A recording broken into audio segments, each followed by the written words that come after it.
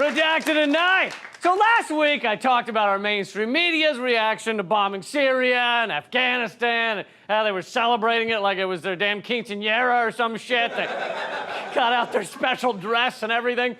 But I didn't have time to go into how exactly the language is used to manipulate us, to influence us. As George Orwell said, political speech and writing are largely the defense of the indefensible. It comes down to the language they use. I turned on CNN this week, and this is exactly what I saw. The Tomahawk is considered the world's most advanced cruise missile. Hold on, all right. We're 4 seconds in. The world's most advanced cruise missile. There is nothing advanced about bombing people.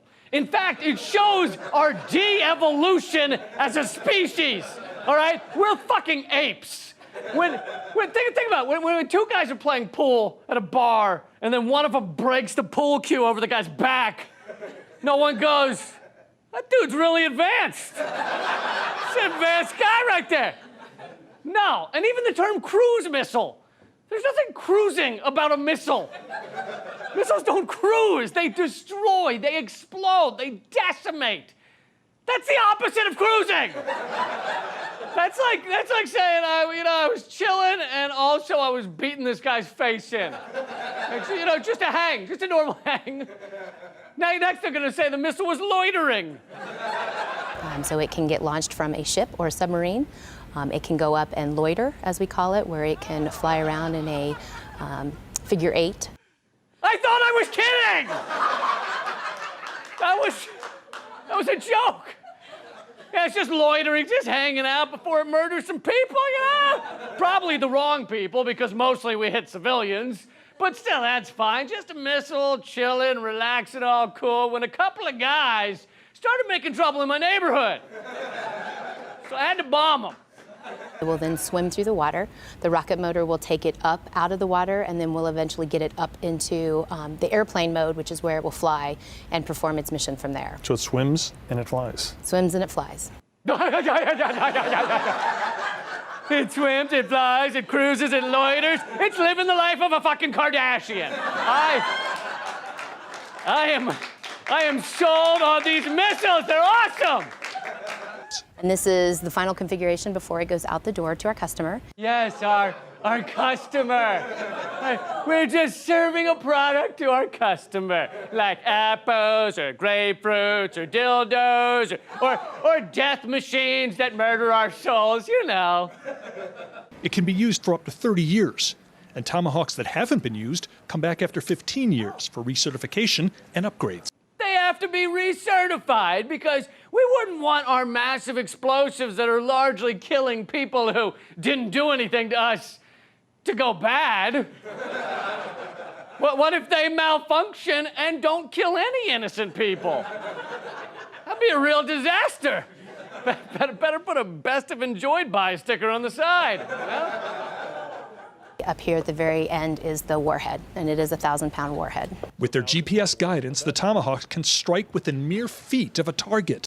Wow, that sounds really sophisticated, until you think about the fact that we don't know what most of these targets are. Most of the deaths are innocent civilians. It's tough to say exactly how many, but for example, in Operation Haymaker in Afghanistan in 2013, during one 5-month period, nearly 90% of the people killed in airstrikes were not the intended targets.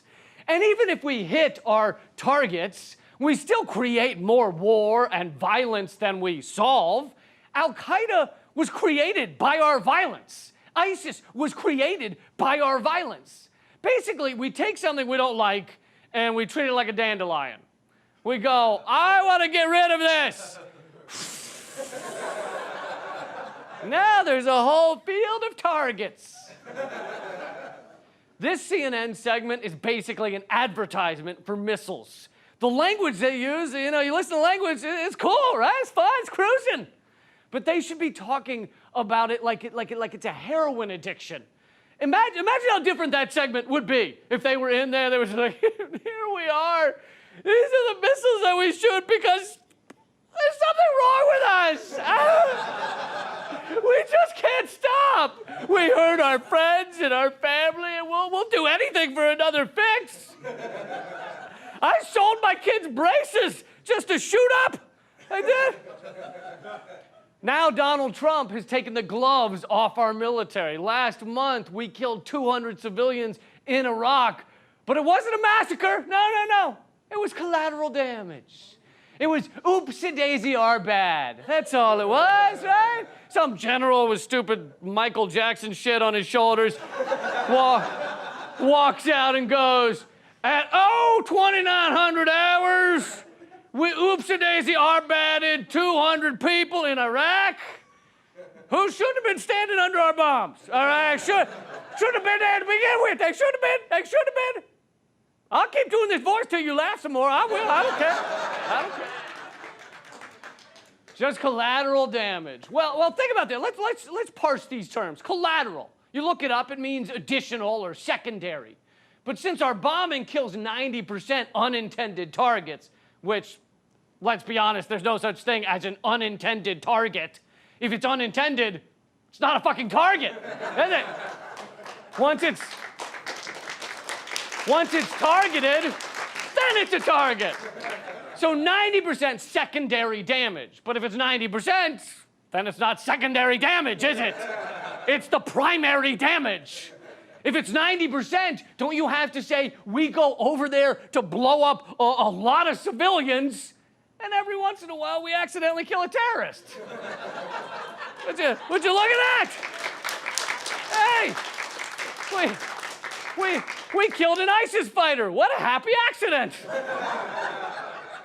I mean, this is nuts. Imagine if instead of bombing, it was sex.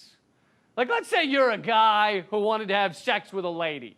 And so you just had sex with anything that didn't say no to your advances, and 10 out of every 100 were women. In your wake, you just left a trail of men and grandpas and confused woodland creatures and maybe some furniture, just ruined your lazy boy. Just a mess. And then you go brag to your friends. You're like, I had sex with 10 women last week. But there was some collateral damage.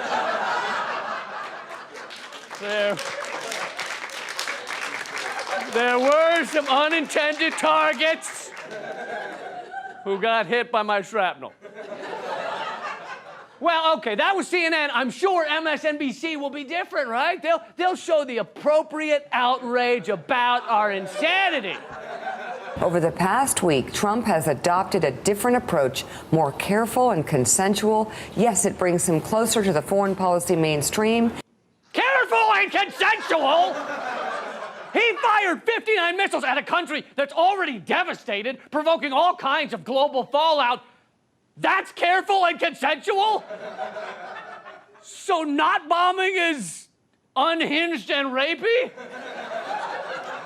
He's also becoming a credible leader in foreign policy. How do you figure?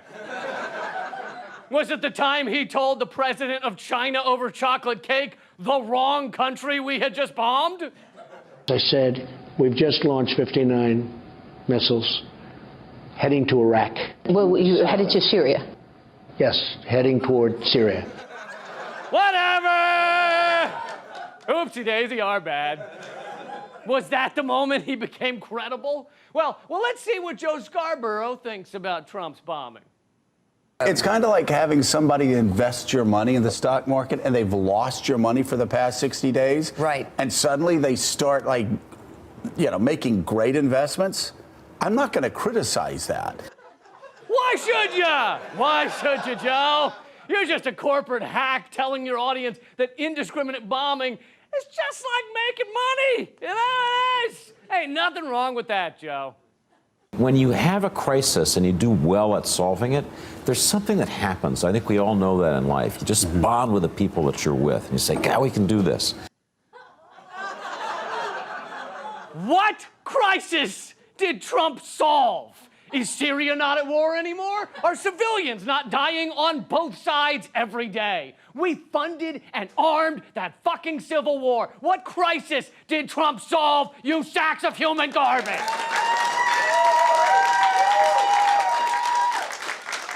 All right. You know what? Let's turn to another outlet for a more rational discourse. Fox News. Now that O'Reilly is gone, maybe there'll be a voice of reason.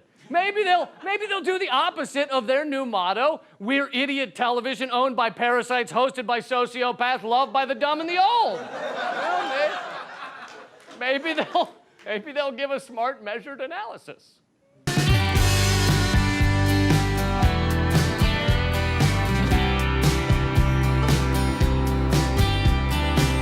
The video is black and white. Good morning. That is what freedom looks like. That's the red, white, and blue. Well, one of my favorite things in the 16 years I've been here at Fox News is watching bombs drop on bad guys. Or maybe they'll make Voldemort sound like a peacemonger.